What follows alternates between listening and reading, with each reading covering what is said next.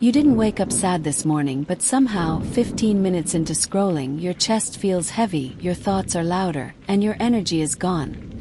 And you can't explain why, so stay with me, because by the end of this story you'll understand exactly what's happening inside your brain, how your feed quietly shapes your emotions, and how to take your power back without deleting your life online. It starts in a quiet moment that feels familiar. You're lying in bed, phone in hand, light from the screen soft against the walls, your body still half asleep, your mind open and unguarded. You tell yourself you're just checking one thing. One message, one notification, one quick scroll. Nothing serious, nothing emotional, just information, but your brain doesn't hear just scrolling, it hears incoming signals. And it prepares itself the same way it always does when something new might matter. Your thumb moves almost on its own, swipe after swipe, faces, headlines, jokes, tragedies, achievements, opinions, bodies, lives, filtered and unfiltered, all stitched together into a single stream. And at first it feels neutral, maybe even comforting, like background noise for your thoughts, but slowly, almost invisibly, something begins to shift inside you. Your shoulders tense a little, your breath shortens, your mood tilts. Not enough to alarm you, just enough to change you, and this is the part most people miss. Nothing bad had to happen for your emotional state to change. Here's what's actually happening beneath the surface. And this is where psychology quietly steps in. Your brain evolved to scan the environment for social information. Who's safe, who's admired, who's rejected, where you stand, what you should pay attention to. And social media compresses an entire village, an entire world, into a 5-inch screen, delivering social signals at a speed and intensity your nervous system was never designed to handle.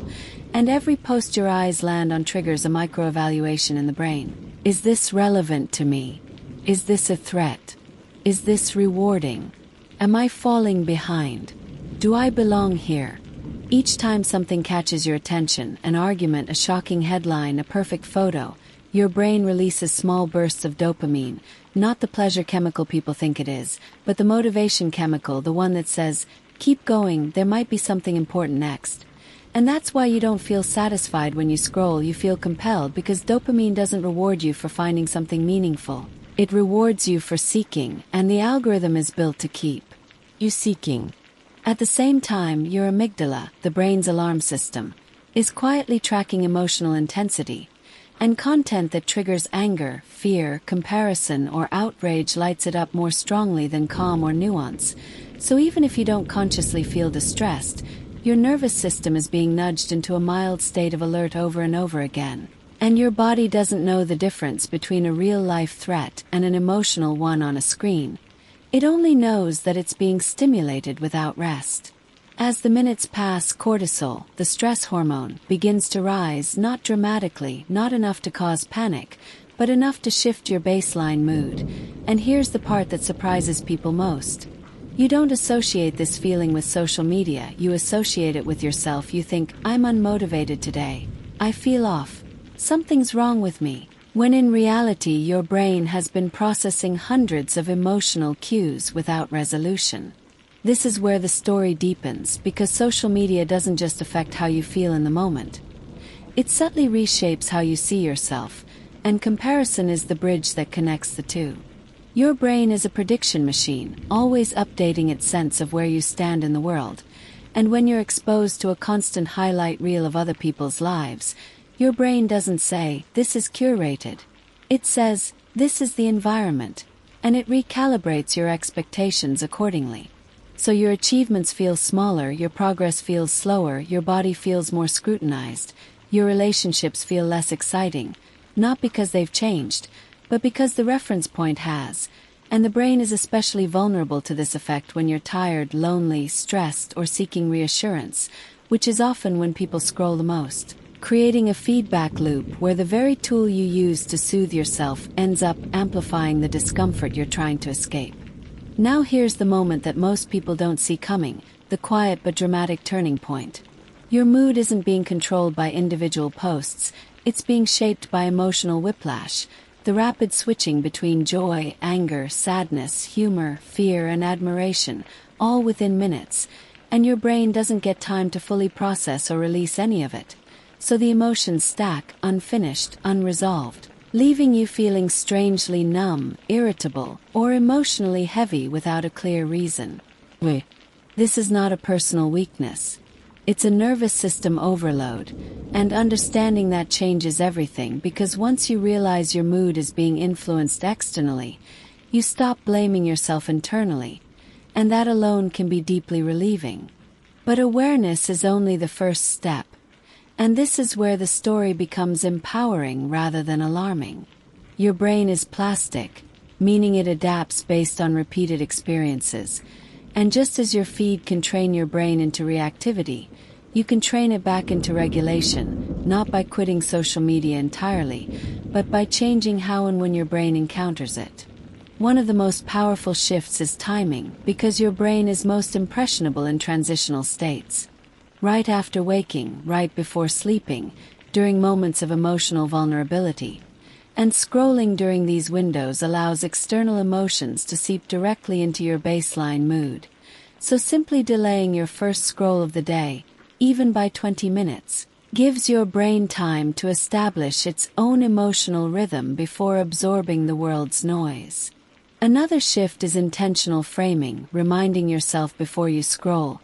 This is a highlight reel and an algorithm, not reality, which may sound simple but activates your prefrontal cortex, the part of the brain responsible for perspective and reasoning, helping it stay online instead of letting the emotional brain run the show. And when the prefrontal cortex is engaged, emotional spikes are softened, not eliminated but buffered. Then there's content curation, which is less about positivity and more about nervous system safety. Your brain learns from repetition, so feeds dominated by outrage, comparison, or fear train your emotional baseline in that direction, while content that emphasizes understanding, growth, and regulation, like psychology, neuroscience, or reflective storytelling, gives your brain a chance to slow down and integrate rather than react. And this isn't about ignoring reality. It's about choosing an emotional diet that doesn't leave you depleted. Here's the most important insight of all, the one that quietly awakens self-awareness. Your mood after scrolling is data, not a verdict. It's information about what your brain just processed, and instead of asking, "What's wrong with me?" you can ask, "What did my brain just experience?" And that question creates space. Space between stimulus and identity, space between feeling and self-worth. As you start noticing patterns, feeling anxious after certain types of content, drained after certain times of day, you regain agency not by force but by curiosity, and curiosity is a regulating emotion. It calms the nervous system because it replaces judgment with understanding. So the next time you feel that unexplained heaviness, that quiet irritation, that emotional fog after scrolling, pause, breathe, and remember this.